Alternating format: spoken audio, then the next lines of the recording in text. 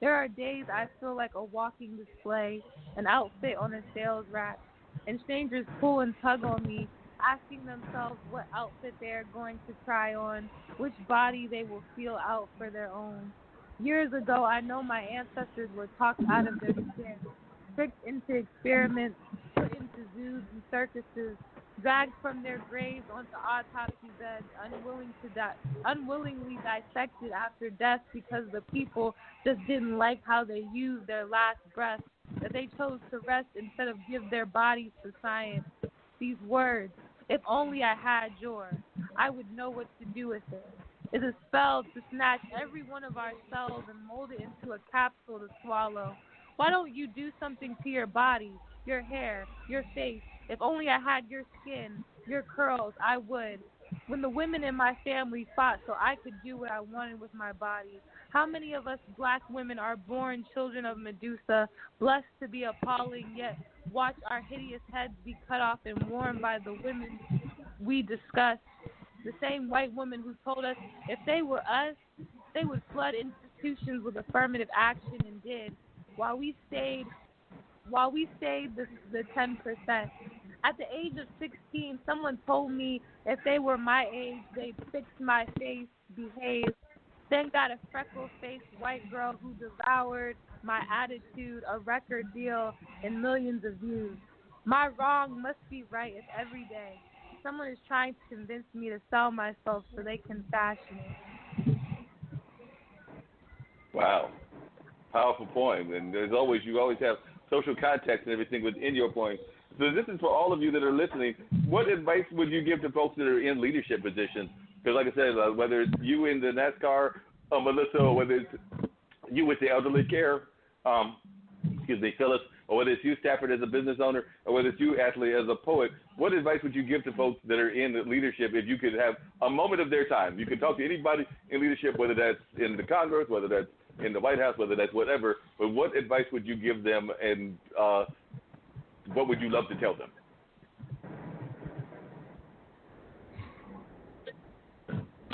I would love to tell them, do what is right, not what's convenient. Because unfortunately, we have too many people playing partisan politics, and they're not doing what's right. So that would be, in a nutshell, what I would say. Absolutely. And Wow. and what I would say is that, you know, it's as much about yourself and your own family as it is about everybody else's, because ultimately we're all connected.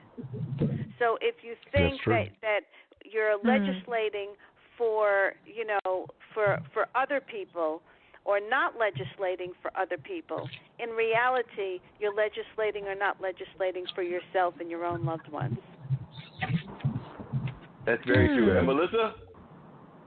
I'm a stickler for education. We need to educate our children, not just have them warehoused in schools that are underfunded and our children are not learning. We need to encourage education, because those children are our future, and unless they're educated, there won't be proper leaders. They won't be proper educators. They won't be proper doctors.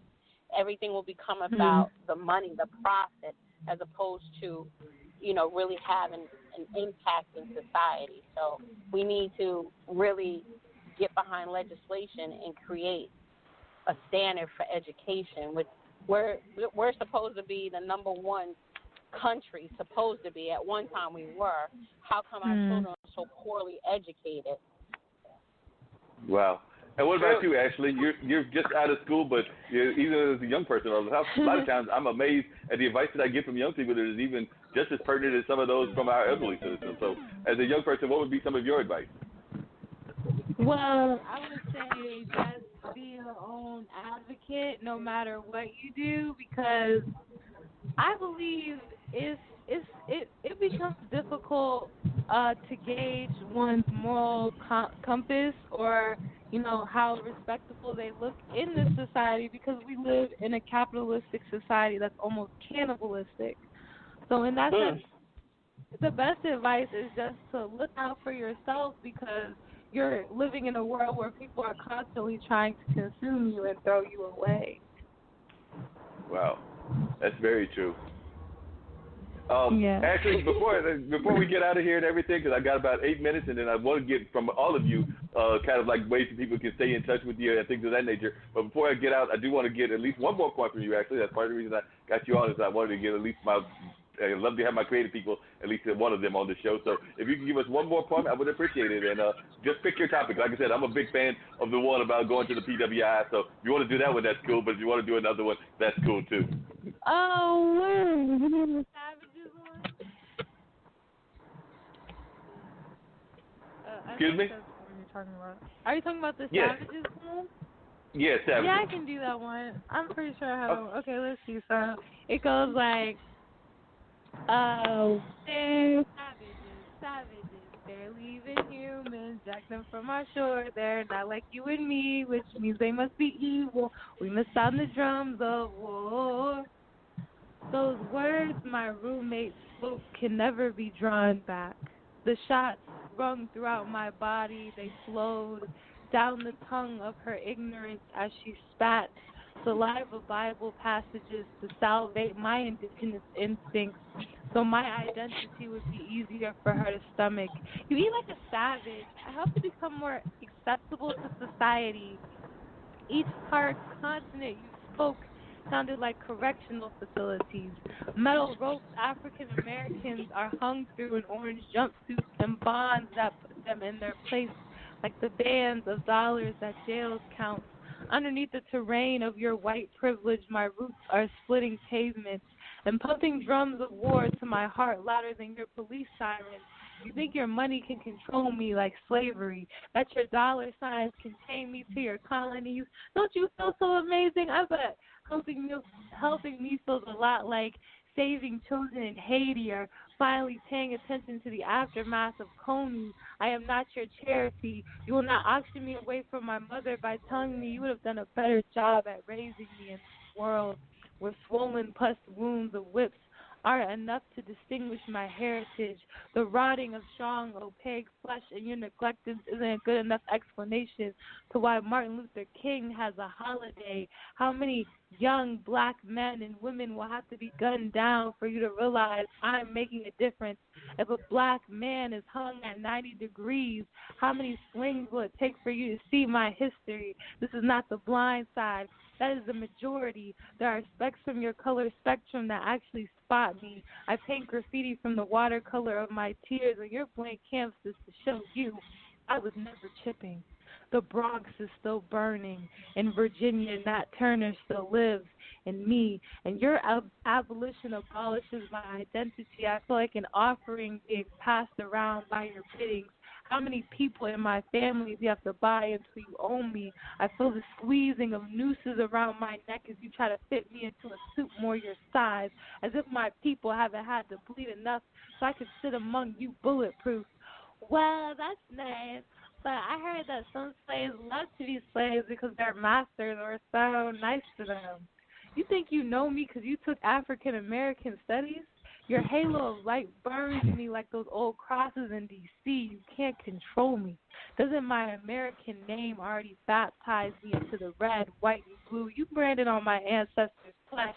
Savages, barely even human. Funny how in this world people still don't get it.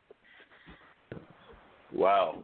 Like I said, that's always one of those powerful points that you do and everything. It's a very amazing.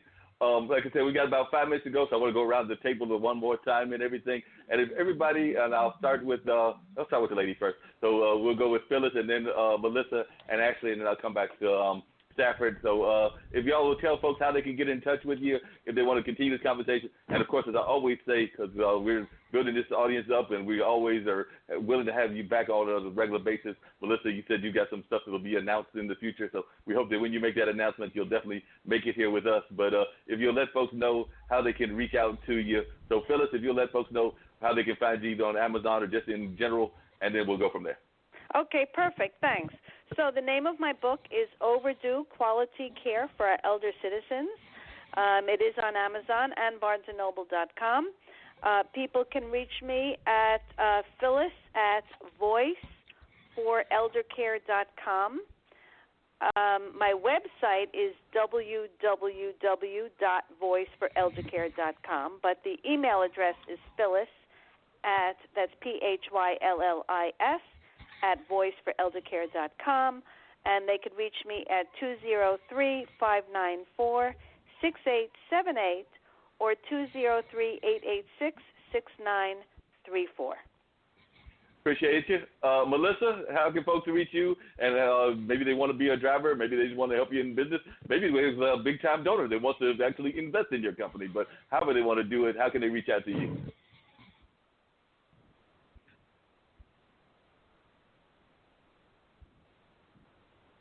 Did we lose Melisa? Yeah, she fell off. All right. Well, I'll find that on the website and everything. Where was that? Ashley, how can folks reach you if they're interested in learning more about your poetry and are interested in continuing the conversation and even learning more about your poetry and what you're doing in life and everything? So how can folks reach you? Yes, so you can follow me on Twitter at Alchemist Negra, like Full Metal Alchemist, and then Negra, like Black Woman. And then you can follow me on IG. It's the same thing, Alchemist Negra. My name on Facebook is Ashley Bosman because I love Chadwick Bosman. And my website is ashleythealchemist.com. And you can find If the Hero of Time Was Black at Barnes & Nobles and Amazon. And what about you, Stafford? How can folks find you? They can reach me at Santa's, just like me. That's Santa's with an S at the end, .com. And I can be reached at 919-583-7900. If you want to go to see me on Facebook, it's Black Santa NC. And I know that you can find Melisa on Facebook. It's Melisa Harville-Lebron. You can also find her on Twitter as Dream of 68. And, of course, there's other social medias as well. I believe she's on Instagram and things of that nature. And like I said, we're hoping that she'll be back as she makes more announcements about E2 Northeast Motorsports, which is her company. So definitely looking forward to hearing from her as well. Any parting thoughts for any of our listeners that they just want to share with the audience in the next 2 minutes that we've got before we head off? If you got any parting thoughts that you want to share, and I'll go backwards. So we'll start with Stafford. Any parting thoughts that you want to just leave the audience with? It's not too early to start booking for Christmas. I've already got people signing up for dates, and the dates are starting to get fewer and fewer. So now's the time to call. Don't wait till November. That's very true. You just never. No. Go ahead, Ashley. You can't write unless you read. Very much true. And what about you, Phyllis? Any parting thoughts that you want to share with folks? Absolutely. You know, I'd love to, if anybody reaches out, you know, I work with individuals and families in helping them make better decisions for their loved ones in terms of long-term care, memory care, short-term rehabilitation units. And, you know, I'd be happy to answer any questions and give anybody any advice. And I also have program. By the way, at the back of my book, there's a download so that there's a free download so that people could get tips on, you know, what to look for if they're looking for care for their loved one. Definitely, and we'd love to have you back on at some point to talk about some of the tips that you would give and everything. I definitely enjoyed some of what you shared, but we'd love to hear some of those tips as well. So we'll definitely have to have you back on in the near future as well. And next week, I think we've got folks talking about black cotton and the black farming industry, as well as Charles Fanoff, who is a theater person here in the area. So we've got other guests as well, but that's two of the folks that I believe I've got scheduled for next week. So we're looking forward to more powerful discussions on next week. Nikita Middleton, who is a PR lady and author, should also be joining us. I heard from her by email. So we've got some more amazing guests, Dean. So looks like we'll just be continuing these great conversations that we have on a regular basis as we continue to grow this show on a constant basis. So as I've said before, all of you that were on this show, we would love to have you back on in the very near future. And if you have any announcements or anything that you want to share, know that you're always welcome. Any parting words on your side, Dean, as we get ready to wrap it up? Well, you know, as always, we thank all of our guests for being with us tonight. Very interesting conversation, and we'll be back again next week, same time, same place here at blogtalkradio.com. You can catch the replay tomorrow afternoon from 2 to 4 on the Skyhawk Radio Network. So that's the replay of the show tonight. And then we'll be back in 7 days. And like